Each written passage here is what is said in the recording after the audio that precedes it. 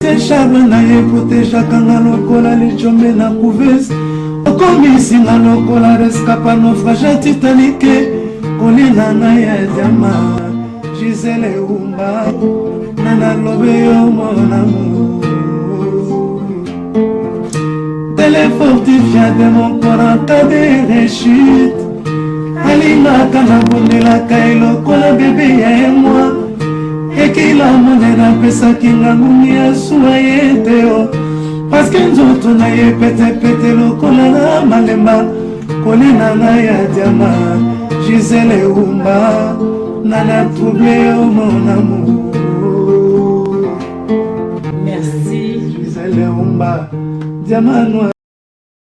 Bonjour et bienvenue sur Diamant Noir TV où ezali antenne na bino ya liberté d'expression lelo. Boyebi na mboka ndenge ezalaka Diamant Noir ezala toujours wana donc tonto le biso aux abonnés aux s'abonner na chaîne ou activer cloche. Il y a des notifications pour attendre émission Kosi aujourd'hui déjà. Lelo tona mboka ndenge ezala tozana nani. Boyebi et Alexis na Diamant Noir to tunaki. Tozana la situation où ezali très grave où ezali likambu ya mboka RDC comment ils ont marché bato bazole la nini ezo le kate na mboka wana nani abomi mboka ya Congo tomoni déclaration ya Mozitu est-ce que déclaration wana lelo nde tozotuna likambu ke ba restructurer d'abord armée na biso est-ce que aza lelo na raison est-ce que il faut-il ba restructurer armée toyebite tomoni likambu mosusu oyo proposition, il y a Valentin Moubaki qui est président, il y a UDPS, le peuple, proposition naie à Pesaki, il y a Kokuta na table ronde, basanga na bangonyo sopona rosola. Est-ce que eza malamu? Tozo tunande kona biso ezali frère Serge Tolanda eboye biye, frère Serge Kibunda. Donc tant azo mama mboka toyoka na kati ya Diamant Noir TV, biso nyonso tu bana ya Congo.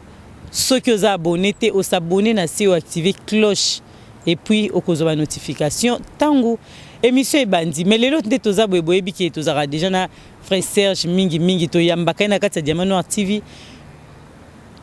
Mikole ute kole kato yamba qui est Toyoka qui a kinda qui a uti Kinshasa makamnyo so eleka kuna oyo ndeko na biso aibisa kibiso. Sans plus tarder les loto tunaye potolini to yeba lelo. Problème vraiment à Congo et Zalaka nini. Bonjour frère Serge. Bonjour maman Gisele Umba. Bande konyo so ya Diamant Noir na pesi bino mbote sika bozali.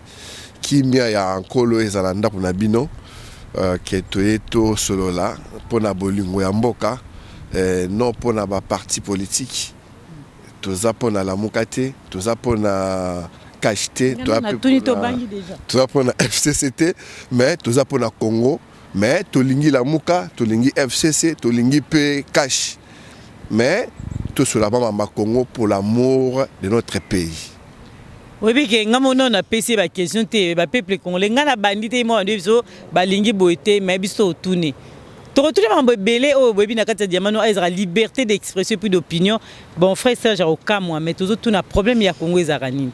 Ya kende Congo ibisa biso aona ke Congo nazokuta na ba politiciens na moni nde bokomeli ngai na émission na yambaki avant bolobi ke a répondre malamu te tant totuni kokuta ne ba politiciens basola ki nini e nini elekaki kuna totuna ki yango be bolobi ki a répondre malamu te lelo to rozonga et puis totuna ye likambo yo problème ya Congo ezalaka nini edino image alobi frère Serge répondre biso tika roke na biso boye zongisa biso na réponse ndenge ba ebisinga epai ya edino image na carte illimitée papi les rois formé la souka ndeto tuna ndeko Serge malobi pana ndeko edino image na ndeko na se former la souka vraiment ba question na bine komi ba papa na nga ba mama na kanisa o to na souci ya mboka nde biso to na souci ya mboka problème ya mboka na biso eza nini. Comme mboka na biso ezali déjà entre ezana nos problèmes il y a ba scientifique les hommes politiques vrai problème mboka na biso il y a les guerre économique ba guerre aux États-Unis à la Chine Huawei na iPhone il faut pas jouer matière na bango wapi na Congo Na Congo wana siko pour ba matière. Ba scientifique pour ba sala ba biloko na bango ba salaka pour ba créer ba voiture pour ba créer ba biloko kili makano bango tout eza na Congo. Siko pour ba za na feu vert ba créer la biso toujours ba guerre à travers nos hommes politiques malheureusement. C'est ça le vrai problème ya mboka na biso. Vrai problème mboka na biso eza nanu biso moko nanu ba congolais eza nanu au moni Rwanda. Rwanda ezali un petit pays. Tobeta Rwanda combien de fois? Tobeta Rwanda, Rwanda c'est rien devant nous. Rwanda c'est un petit problème. Ce qui se basé dans le rapport à ONU. Au moment qu'il y a un rapport à ONU, ça quoi accuser Rwanda. Pourquoi? Ça accuser Rwanda parce que Rwanda a la frontière naie. Pour armer la milice. Pour faire ça mandou côté que la milice mandou qui on va jouer la matière première dans le Congo.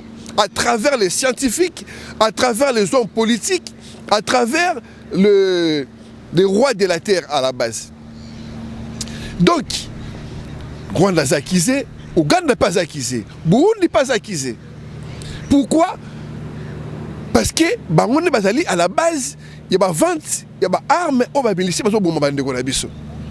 Donc, au moins, on a un rapport noir sur blanc, il y a ONU.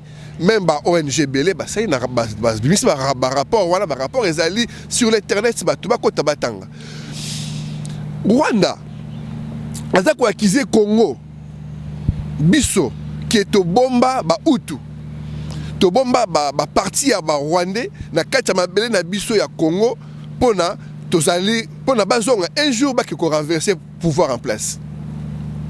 Au moins est-ce que Rwanda pona ko ça la biso ya représailles, yango yé pas fond la frontière contre ba milice o ba ko ça désordre na est.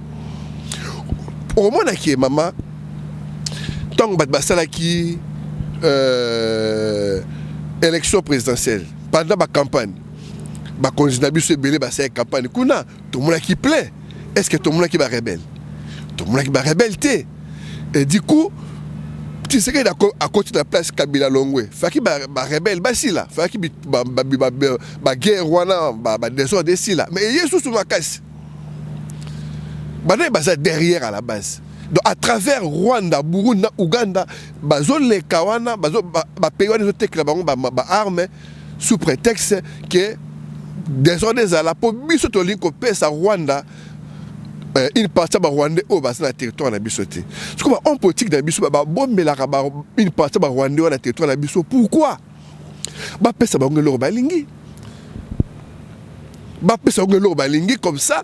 Tout le monde déjà qu'on déjà premier problème et l'ongwa parce que ils demandent que Hutu wana bazobanga ki Hutu ba se renforcer ba ko renverser pouvoir yango à chaque fois bango bazong la biso échelle wana et qui désordre et ça continue au fur et à mesure. Premier problème. Zali likambo liboso oyo tan mususu oyo ndenge zoluba mais lelo to moni pe ba politicien na biso mususu ndenge ta muso balobaki tozomona to pesa toujours mambo ya muzito po yango des actualités muzito alobi est-ce que ndenge alobi pona ko sisa ta muso guerre wana na est to problème na biso o tozana ngo o ezotungisa peuple congolais nyonso tout alobi liboso ya ko sa makamone surtout il faut ko restructurer d'abord o ezali armée na biso nde après trokende ta muso ko bundana ba Rwanda est-ce que lelo azana raison ya koloba bongo to makambo to moni politicien na biso mususu azali président ya UDPS les peuples azali Valentin Mubaki alobi ke to kende ba kende rapidement na table ronde pona ko silisa ton mususu ko kotisa pe na kati ya mboka wana est-ce que lelo yepe azana raison to tangu papa na biso ngwanda ba ke mboka na biso za occupé est-ce que lelo bango batone surtout bazana raison to sala pe ndenge ba lobi to malobi pana maman papa ngwanda za raison. Papa Ngwanda a raison. Mubaki tanga lobi tout ça la table ronde. Ngato zena ki ça. Na mona ke loro moko. Na zonga sima mukie. Na mboka na biso ba étranger bazebele. Ba sala rani be étranger wana. Be étranger bazali neti ba chinois. bazo somba ba hectare déjà ba terre à Bitabe ba avocat ba manga ba bloc mo abongo na kati déjà ba mboka na funga eloko moko apa ba comprendre maintenant Bitabe otolia ka biso na Kisasa Bitabe o ya propre ezara souté et kota moko bateau et ke Chine donc ba se ba sombi yango tango ezokola ba koya ko buka ngo bango ba tina ba caisse et ke Chine Bitabe comment ka Bitabe simple Bitabe ya propre na kinezate Bitabe moko konda mama partout na tambola ka sabande ko ba kilengi sa so musu ba pilengi sa na ka sabako mona bango moko pour preuve donc ba biloko au Congolais azolo na ye moko azoli yangoti ezo kota bateau ezo kene na pays étranger ba continue biso ba sala ke lorote même mabele o monika terre ba zo déjà mabele ba tchaka mabele na ba bateau ezo kene pas na bango mabele bateau azoli ka pamba ka mate terre kaka ba zo terre ba zo kene nango po terre biso so ba ke loroboe et loko bimi et boti bango ba zo rango ba kene nango donc bato asa wana na kati ya mboka bazosala nyonso oyo balingi bakona biso bakontrola bango te baza incontrôlable batiki bango basala oyo balingi batika bango basala bazotekela bandeko na biso bakisi bamédicament na bakati ya bapharmacie moto aza maladi mameli kisi wana eyesi yeso maladi makasi donc bakona biso bazali na ntango Mobutu toloso ma rame ya poisson à $10 et matate rame à poisson à $10 le long rame à pamba rame à poisson et comment combien ma maman appelle sa réponse rame à poisson et mata et comment mais salaire à moutou échange raté salaire au échange kaka ba député mboka wana e futa ba député $7,000 $10,000 psycho tant balobi que tout ça la table ronde ils a ida malam. Pourquoi ils sont malamu? Parce que tout ça a un problème inter-congolais. Congolais, azali dirigé et pas il y a un multinational. Un vrai problème. Mais c'est bâti. Les gens ont une puissance à parti politique. Alors, ils ont force en bon web. Multinational, rien à simanaye, fournir à commune en bon ebele. Tona IDPS tu sais que tona IDPS ya nani ya non ya tu sais que toi après IDPS mususu ya famille qui basa maliba ozomona ba wenge donc ça veut dire que na Valentin Mubaki na oya Valentin Mubaki pezali ozomona sikoyo tobe ça il pensait tout kabola penser na ndenga bien sans polémique Valentin Mubaki pas la biso montakiba samali banani eza pensé tout ça tout ça tout bazo ça la parti politique il y a plus de 600 partis politiques dans le Congo plus de 600 partis politiques tout voilà pourquoi multinationaliste baroya on peut ça ngombongo et qui va commis sous ordre de multinationaliste population na kati ya masolo wana azati yango moni tango mutu abimisi idée ya table ronde na ndenge papa Rwanda alobaka moni maloba papa Rwanda il faut que développer encore plus parce que aza mutu moko aza na sagesse mingi ya politique ya mboka mais ba président ebele ya Afrique ba utilisaka ye parce que mayele papa wana avant na no comprendre été avant zo moi pe avec na biso ya moi loba makambo kokisa marate. Mais donc, on analyse ma phrase. Tant que Mboka est occupé, il n'y a pas que les Rwandais. Mboka est vraiment. Papa, moi, tant que le pays est occupé, c'est pas que tout le monde a basoda, il y a temte dans le coin, Mboka. Mais idéologiquement parlant, idéologie à Mboka, le parti politique, soutenu par la multinationale, soutenu et pas les impériales, soutenu par les scientifiques. Oh, ça pour ça, c'est la guerre à ma voiture, la guerre à ma téléphone, il y a un ordinateur, ils ont une vitesse énorme. Et ce qui subit tout ça, c'est le peuple congolais. Donc, quand nos politiciens ils viennent nous montrer que notre problème, ce n'est que des Rwandais, c'est là que nous ne sommes pas d'accord à ça. C'est là que nous ne sommes pas d'accord. Rwanda, c'est un petit problème. Ça peut être réglé dans peu de minutes avec la force des Congolais. Mais ce n'est pas que Rwanda, parce que Rwanda est pays frontalier. Nous sommes obligés à t'attendre, mais il faut que nous kaka pour pour la libérer. Le roi libérer. Donc, vrai problème en Boka Bisso, c'est nos hommes politiques. Nos hommes politiques aussi longtemps. Et que Bazozoua, parti pris en Bokati. Et que le peuple a informé qu'il y a vrai problème en Boka. Maman la jeune Kini, na moni ndenge batu bazolanda ba bloc à PPRD. Maman, plein nanzela olobi mais ba Congolais bazo comprendre tout ba comprendre. Plein et l'équipe même plein mususu oyo bataille de pesi basala na Kini. Au moins jaune nanzela mais tout oh nini oh non batu bazo soutenir et mutu mo ya PPRD. Ngana keda ti na parti politique ya PPRD na Gombe. Na Keikuna na batete na mati mwa muke liboso. Na kutana na deuxième personnalité après Shadari mais c'est Karembe. Na kutana mais c'est Karembe. Na soala mais c'est Karembe problème en Moka. Na tuna mais papa na ngai mais tout ça ndenge tout ça là ndenge nini. Mais c'est Karembe a loba ngelo loko moko abi problème Mboka na biso photo sanga biso nyos. Donc, j'ai une idée na proposition à Mobaki. Proposition à Mobaki, on a moni ya ko sala ko sangana, il faut qu'on sala vraiment une sorte ya table ronde. Mais c'est vrai. La table ronde on a ba exclure mutute. Ba bengisa papa Ngwanda. Ba bengisa ba quelques combattants. Na linga mingi yu mutu moshi na ndekolanga odombo na ba présence. Ba la batu moko na mayele ba moi quelques hommes politiques, parce qu'il y a trop de partis politiques qui pour rien. Je vais inscrire mais après ma campagne sur les canaux, pour l'intérêt Congo, intérêt national, il faut que sangana mutunyoso. Na biso le romoko. Ce qui bâtit Odombo lobby président du Congo, il va travailler avec Robert Roy. Ba ko imposer Robert à soit Babomie. Toroboy. Ce même bâti yu mutumoshi ata bâti papa Ngwanda ba ko imposer bizi makarara parce que jour d'aujourd'hui baza nationalité congolaise baza ba konzi bazo sala ba ko imposer ba ko sur boy ba bomio pour l'intérêt peuple.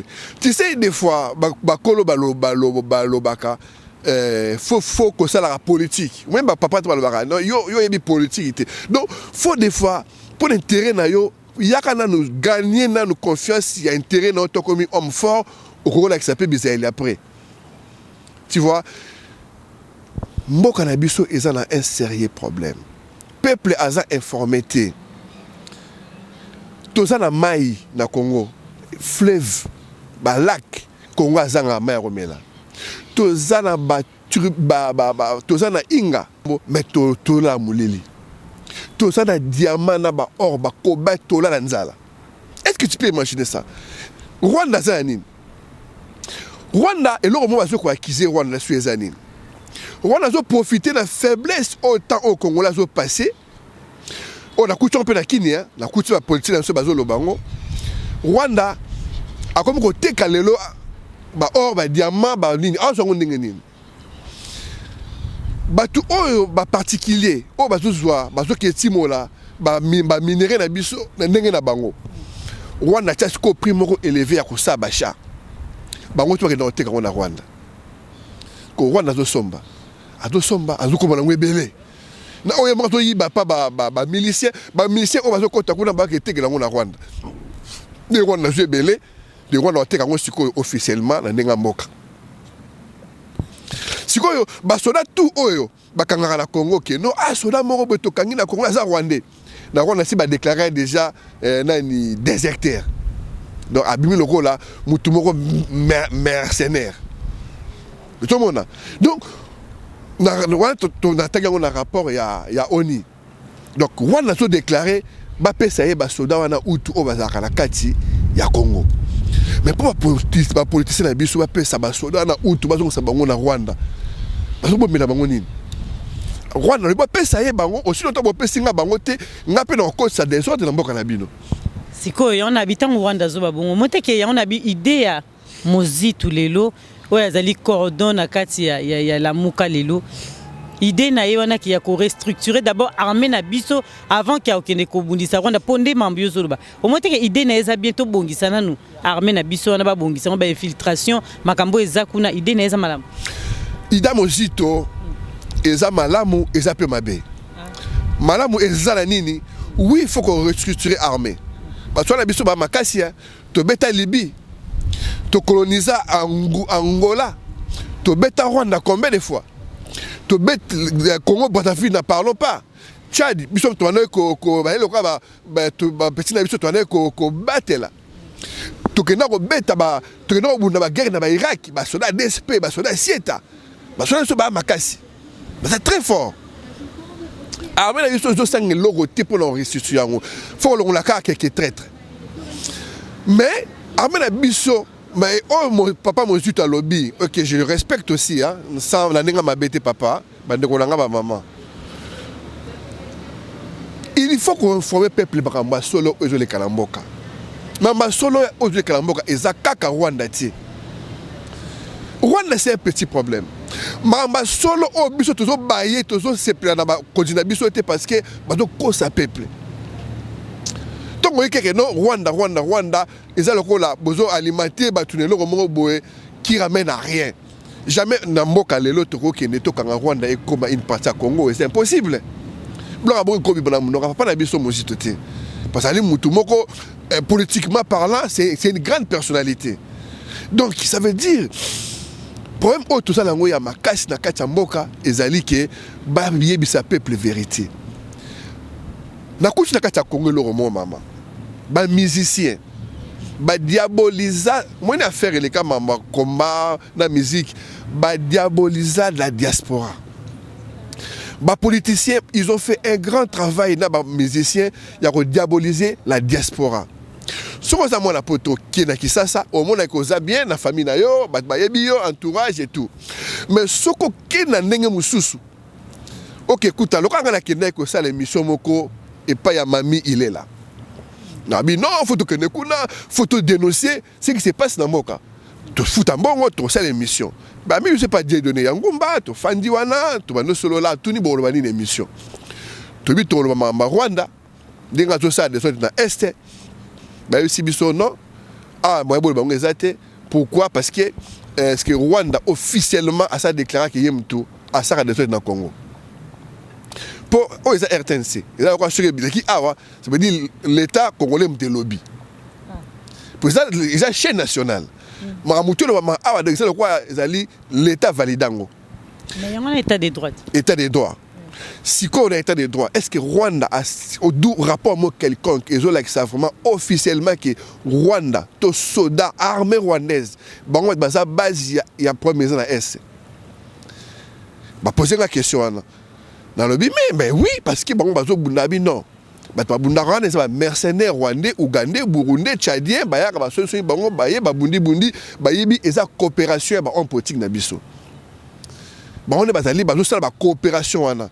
Bazo lié na sima ya ba multinational, na sima ya ba scientifique, na sima de ba en politique pe bosusu. Si quand tant le bango awa, c'est toi qui sait ba en politique la photo ça na preuve tangible. Est-ce que vous avez preuve voilà pour tout le monde à la TV? Preuve exacte. Parce que faut le maintenant. Donc en fait, tout le monde qui même qui ça, aussi ils comprennent aussi que maman mboka na biso ezakaka bolo te koloba te. Et il faut appeler la preuve mususu que notre on accuser mutu accusation fait à la il faut la naba preuve na Ougandais mususu ope Museveni na senga ka basala kata Congo basala kanini faut bazonga surtout zongo se bango batwana bango pe sécuriser frontière na bango neto sala accord aussi autant zongo se bango te ba multinational ba le grand simona pour na ba mercenaires pour na ba kera des ordres ba oyiba ba minéré nde yango boyo ka kino ba bobi batu o armée mongo boyi batu à la base ça lango Ouganda te mais ça na ba en politique na biso ba na sima ne baza sima biloko to wana mais pour acquérir publiquement faut ça la preuve. Tout le monde a déjà batazo kufa mikonyo so kuna neti na exemple to pesa ki na esika babengaka triangle de la mort na kati ya Beni wana. Mais armée na biso pourquoi pas bazo silisa ngo po baluka bayeba ezaka banani lokola bango balobi ki za ba Rwanda te siko za ba Rwanda te ezaka banani faut ko koyeba. Omoni ke mama omoni ke oni ba pakena ko beta masasi pas ba garçon oyo bazo telemela bato Ebola. Oni mtabete masasi ezaba sona biso te. Mais ce qu'on va te faire qu'il y a au niveau de ça suite sous prétexte il y a légitime défense. Pourquoi ma garçon a besoin de faire moko pour ne pas qu'il y ait bon bango. Mais sous ma bango zali ba garde corps il y a ba ministre na biso ba qu'il y ait bon bango kuna. Il y a continue biso ba ba garçon ce qu'on doit faire pour nani. Pour ba garçon na bazo la muka bazo la musa peuple. Mu konzo na ibisingelo mwabi omoni chebea. Chez Béassa et Lokouana, donc ça veut dire que pour ça et Lokouana, il faut batutu bayokana pour na représailles zalate. Donc il y a malamu table ronde inter-congolais ba exclure mutute mutunyo so azala mama ekozala eloko ya malamu pour une fois congolais vraiment sangana a trouvé solution en bonne et due forme pour mboka. Taba sali classe gratuite. Dans mon école gratuite, bah nos sacs yango gratuité bandi. Ah, classe bandi, bah maman, bah memi ba dans la classe, bah si bah c'est inscription, classe mon réseau s'est retrouvé dans 200 bana. 200 bana classe moko. Autant ngeni. Bana mususu ba tondi li banda désordre, trouble na mon qui on a lemba. Trouble parce que ça bana mususu ba ke luklement école mususu ba mo le bino ku les heures futa awezo fele fo bazala idée za ki malamu eza malamu toloba ya ko tcha classe fele mais faut qu'on prépare yango aujourd'hui ba professeur baza payé baza ko futa maté bana baza ba classe za inondé ba pourquoi parce que bana na tango bazo tanga ba mama ba no futa nde ba no futa professeur. Tant que va changer, et ça il a malade. Mais aussi longtemps qu'il va préparer, yango bien té. Et ça mis dans des ordres. Congo est à Kinshasa, Kasai, Bandundu, Équateur, et ça peut Congo. Donc on a tourné fragi ba sala na ba tongana no ba école et belé pour ba to en masse. Ba roya ba ngotu dans l'état pour l'état comme au félé. Mais ba sala ngoti. Donc, on a mis ce bas sérieux. Dernièrement, on a dit que Bangotu ba eloro moko. C'est eloro moko. Donc, tant que papa on a zolo ba qui pays occupé, moi avant je comprenais pas. Dans le lobby avec la bisopatique à bisona noa. On a tout le monde na bango, on a tiki na mo na Rwanda ti. Tant on a zongia. Ni ne comprendre bien vieux na zamaïl. Et pose le na lukata. Non, mais je ne sais pas si c'est la vérité. On a landia diamano ande mbakoma ki babike outi kuna ozuite okutani okendaki deja okutana na ba mikonzi wana poto lo bapena kombo Kabila mais bokutani taboko ya mbota ozonga lo bandi ko attaquer. Non, attaque Kabila ti. Maman, Kabila za papa Congo na kutia ngona Congo. Kabila za papa Congo. Soro sala eloko na Congo so na bénédiction ya papete keba. Moi, si je suis noirite, maman Maria, les Congolais sont Kabila fort, ils sont China Rambo. Kabila est moto, sans garder, comme musique, bazo ganga, bazo lela. Mais on sait que c'est fini Kabila. Na mona na Congo maman. Ngala mona on mutute mtebi singai. Donc na croyant na TVT, de toute façon, on dit que c'est un homme d'affaires. La homme d'affaires, dans tout ça, va faire entre Congo et Europe. Et ça, deux pays, Europe à France, ma c'est une nationalité française. Parce que nous travaillons en France, nous travaillons au Congo. Nous travaillons entre deux pays. Dans mon aki, maman, et là, moko lisusu, to sala ki mingi, to kuta Kabila, mais to kuta na ba proche à Kabila. Na komeli Kabila lettre. Na komeli président a assemblé lettre. To komeli ba konje belé lettre. To sengi na bango boy. va informer peuple na combo ya ONG Franc-Afrique, organisation non gouvernementale. Peuple doit être informé. Il y a un problème majeur à Zalango. Ce n'est pas que les Rwandais. Le problème, il y a Congo et les minéraux aux Amabelenaï. À travers le multinational, à travers les scientifiques, à travers les hommes politiques, dont le Congo va souffrir. Alors, va transformer le peuple en dialéloliste. Le peuple a commencé à dialer le balandaka, homme politique, qui ça bazali, banzambe. Bon, puis bango ba polo, puis bango mambo ngakolia, ba sangisi bango nde Lembe frère Serge. Toujours dans bien temps au lobby pour na yebi ke papa na biso mbinga zona na Allemagne azara mona boya la komili biso habité loko ne fa ki tuna poni tuna kité. Et loko yo frère Serge lobby yo tant boké lobby ke il fallait bokomela ki Kabila botuna batno soto. Mais mutazana pouvoir les aki Félix. Pourquoi pas binoton bokenda qui yo ndeko na biso Serge qui ne komelande Félix au lieu que komela Chinaram ndenge bazo benga ekuna. Non, Kabila azo se préparé à kota na yokaki na kati ya parti politique ndenge monsieur Karim Sengai Mikolezo ya yemo a rejoindre poste nae à diriger parti nae ya PPRD. Donc il habite en ya prochainement yem to fa na bureau. Après, tu sais qu'est dit au Komela qui est Nazalaki na président JC Moulanda, na président Chims, au Baza Moulamba, au Baza président Moko ya Grenoble, Moko ya Île-de-France, tu as bango na kin. To sola na bango, to tambla na bango, na bakati ba IDPS, Nazalaki na bata IDPS. Franchement, na tambola qui partout, Nazalaki na bata INC, Nazalaki na batu ya PPRD. Dans un sénateur à PPRD, dans un aussi na bato cash, batalamuka, bla batalamuka. Tant na suena bango nyoso. Na comprendre l'euro moko et ils sont bien, bala ba 7 000 € par mois. Tant que tout na bango mais peuple wana salaire na ye et bougerate ndengenine. Kolia mobulu. Transport mobulu. Tout ça na bateau te maman, bateau moko kaka. Pour zora babilo on a poto, na pays étranger et même mango na Congo ezate. Mukomususu basali réunion na conseil des ministres. Quand le conseil des ministres ba yokanike bon, Bolloré wana a aussi la biso cher. Photo zo bateau ate ya nyongo. Comme ça, ba fongola mai à partir ya Matadi. Pour bateau côté ya munene au lieu ba déchargera na bateau muke pe kota Matadi, bateau munene e aka mbala mona Matadi et koti batimola ba fongola mai. Ba yoka na conseil des ministres. Mais ba franc-maçon o baza na kati ya gouvernement. Le cas baza secte moko na Bolloré, ba benga sikoyo pays à Bolloré en France. Ba fundi.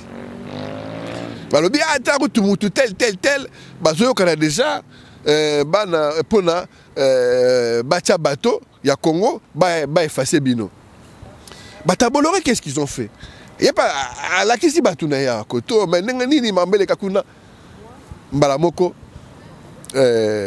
lobi na ngona tongo ba benga Kabila wana Kabila za président ba benga e ba bisi non c'est qui se prépare sur bino bosale biso peto sa bino ba représailles ya bona ba sale ba chantage na ba chantage ba sala qui est Kabila Siliki a convoqué conseil des ministres a récupéré ministre wana funne ko na betaille ba kofi devant tous les ministres.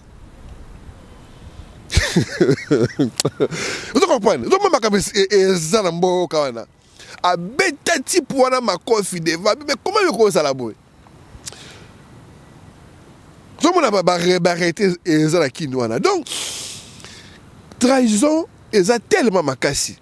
Dialogue intercongolais franchement eza possible. Il y a émission na biso mais tolini tolo ba likambo tozomona ba boneno sa diamant no ande tolobi ba commentaire na c'est en bien ou en mal webi ke ezaka pona ko contribuer na Diamant Noir TV et pour l'avancement ya musala toujours ba bonne année na bisikance bozwami mais na cardinal Ambongo na makambo nyonso oyo uti koloba awa poto tikelo maloba muke pona osukisa na voyage na o asala ki auta ko sala a reprocher ki ba politicien po yo lobi problème pe ya Congo eza pe na ba politicien na biso ye petanga uti kuna na Beni a reprocher bango a reprocher ba politicien na biso cynisme. Donc c'est-à-dire quoi? C'est-à-dire koyoka esengo ya konyokola ba peuple ko sala ba peuple mabe ba politicien na biso selon Cardinal Ambongo alobi koyi bato détournement o ezali ya ba mbongo to ba bien public. Donc bango bazoka esengo ko sala mabe wana pe na Goma lisusu alobi ke a remarqué après changement ya pouvoir o lelo tozana président mususu ya sika alobi amoni ba tuerie et comme lisusu makasi koleka nyonso wana eza pona nini poto tikyo maloba pe osukisa maman nakanisa na la ku tunda ni cardinal ngo te pona ebiete parce que na mbongo ebete non na ebiete na fait la nga bete ya tellement to mesaki na mususu wana mosengo bango to wana bon manga malobi na sana na début émission to lobi ngo déjà donc ba on politique na biso baza base ya problème ya mboka bazo dévier biso kaka batina biso na Rwanda. Or Rwanda est un petit problème. Vrai problème ils ont no bango. Bako ta biso ba scientifique Monique Azo a déclaré mamambongo marambo peuple a souffrir. Donc c'est nos hommes politiques. Il a dit la vérité malheureusement. Bah hommes religieux ce sont les aventuriers. Bango baza ba école. Bajora mabonza. École bango fari za gratuit banakala. Bango peut bazo aider petit. École fari za gratuit. Fallait qui bakabola miliki gratuit ça va bleu gratuit parce que bon ba soira ba offrande. Donc au moment que peuple moko abandonné mutako informer peuple azati. Dans le Sénégal, bon tu ko boya miliki. Oh ba scientifique ba créer le quoi miliki ba sala ngona mafuta ba miliki a poussière. Ba sala ngona mafuta ya vache. Là ba vache kiri, ba sala mafuta vache. Une partie et que créer ce qu'on a comme milique dans ma foot ambila comme milique qu'on a en bâti dans en Afrique na Sénégal ba télémélé batuana ba funditi awa na poto monique liboso nini oni na nini na Union européenne ba boyaki mais le ba pèse dans raison et je les canaba te venu ça mais milique qu'on a Congo ezali nga la kuta ki on a Congo bato bazo mela milique kwana ekopé sa maladie moko ba cancer. C'est très dangereux. Mouto ko informer peuple azate. Les hommes religieux, les aventuriers moko terrible. Tala moko mobimba toza même pas na bateau pour les pêcher mbisi. Toi na mbisi a ebele na lac Tanganyika. Toi na mbisi ebele na fleuve du Congo. Toi na mbisi maman ata bateau moko o pêcher ka mbisi officiellement mbisi ka mbisi na mai peuple elia bazati. Si bisanga trop ba politicien wana bazaka na salaire à makasi bango. Ya moni biso da ONG. De la victoire commune avec bango ba lettre. Ils apprennent aussi nga bango ba biloko to wana ba bateau ya pêche ba bateau pour na bateau Europe bana ba sape na Europe o bazali banda ba ko rotina ba biloko na moins cher na mboka et que santé à Congo ezala un peu ezala bien quand même nini côté médical surtout nini comment dirais-je non, bakis to pesa ki bakis comme bakina armée zo ki bakis to ki ba remerciement officiel ya armée bakis vous allez qui ba bloko pour ça donc pour ba soldat na biso au moment que biso to d'aba penser à l'avance il y a pesa bakis déjà dans armée le bazo ba restituer armée mais biso na penser to baleng déjà ko restituer armée na ndenge na biso la moi yo kenaki kota bakisi tokena kota bakisi tokena ko bana ko aider bango na bakisi na ba biloko o eza utile lelo parce que to mona ki bakisi zo ta machine eza sous très dangereux au lieu de traiter zo bakisa sous maladie tokena ki même ti na ba maman monsieur auto travailler bango ba kenaki na ba maluku côté ba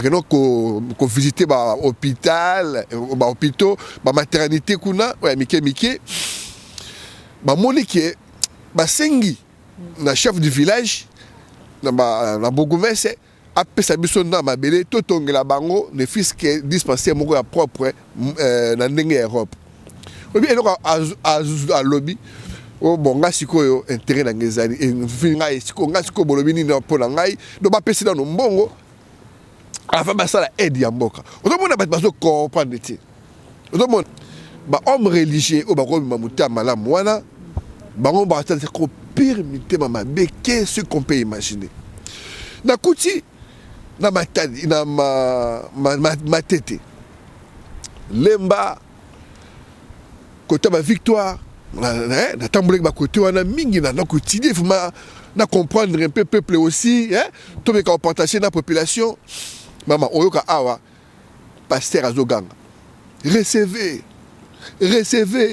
il est là ici recevez alléluia maman mupanzi karawana miziki bakasi muzie tende maman koto tende koto recevez tende siko so za la musika ozomona bango to bafane sika moko muli mlakata lupango ebimiti na balabala nepe bari ali nakata lupango ebimiti na balabala koto afa ba mena basanga koto bafani bazo recevez makele donc so za musika confusion totale nzamba zo kanene zomona donc j'ai bisayo au mona mutala muki na to na 5h zo ka bazo sambela bazo ganga moto fait donc en fait religion Congo est dépassé limite ba si mutu so faut sambela na tongo faut sambela 10 heures du temps 4 heures du temps pour nzamba yo kayo peut-être et mususu faut ganga pasteur to le bilango c'est ça donc ozomona donc quand tu dois maman na ndenga ya mabete na mboka wana donc mboka c'est un problème mboka na biso c'est d'abord les hommes politiques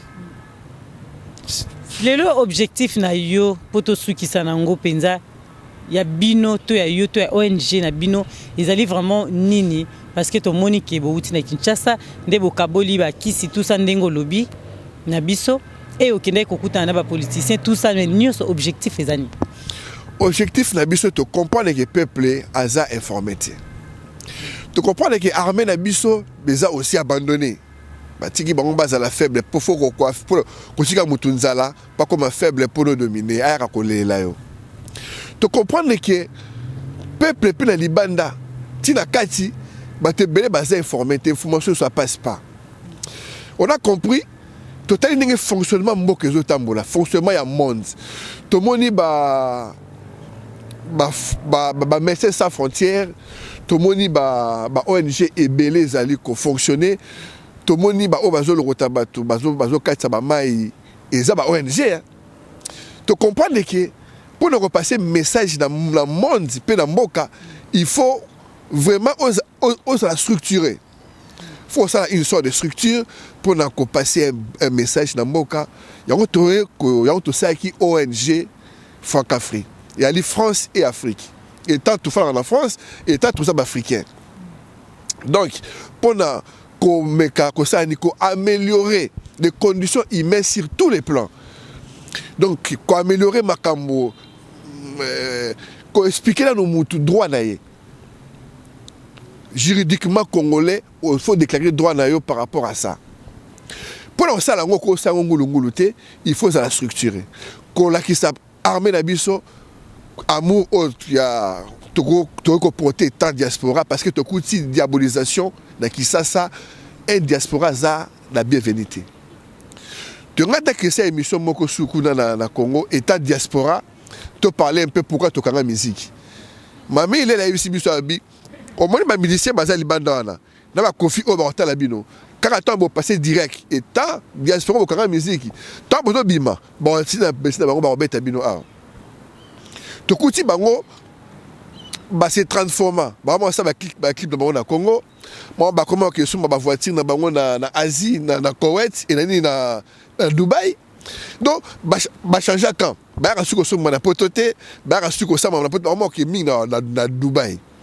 Donc pour dire que bino ba diaspora vous allez bienvenue na kati net ya ba mission na voilà en fait donc OK na ndenga ba famille au monde en côté mais so OK na ndenge sikoyo il y a ndenge busu c'est en diaspora on se présenter vraiment au côté au bureau ça nini bo on comprend que non diaspora a la bienvenue.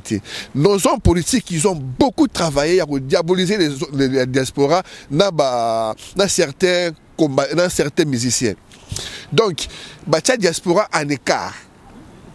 Pour diaspora za ofungama. Diaspora za mayele amuna mamebe na libanda. Pour la diaspora tanga ko yana mayele wana mboka et ko déranger les hommes politiques.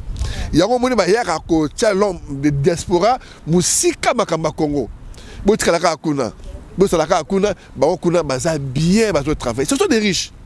Yango biso de comprendre qu'il faut qu'il y ait un système ONG. Mais petit peu pas à pauvre. Petit peu pas à pauvre. Donc est-ce qu'on a un système ONG pas pour aller créer des désordres mais tout qu'on aider. Tant que tu as aider, tu sur la armée, tu sur la chef d'état-major, tu sur la homme politique, tu sur la peuple, tu sur tout le monde, tu mais qu'à rassembler parce qu'il faut être rassemblé sans être politicien. Merci Nayo frère Serge, en tout cas merci na balandino so bolanda ki biso pour émission frère Serge s'il raté ko continuer nango maloba nini o croire ko loba o ngana tunité o yo linga ko biso ba peuple congolais o balandi biso pour na lelo maloba. Ce qui se passe dans mboka na biso papa maman toza pour ça na yo. Toi la pour ça les sungi na yo mayele o zo ko négliger toi la pour ça ba avocat ba yebi o ba juriste ba yebi juridique qui a comment to koyi ko ça ma parce que il faut tomber ma problème ya Congo officiellement na ndinga ba ONG to sanga ba ONG belé tout to sanga na peuple belé na système ONG pas politique état ba na mboka to comme la ONU to comme la OIA tout comme la organisation surtout mondiale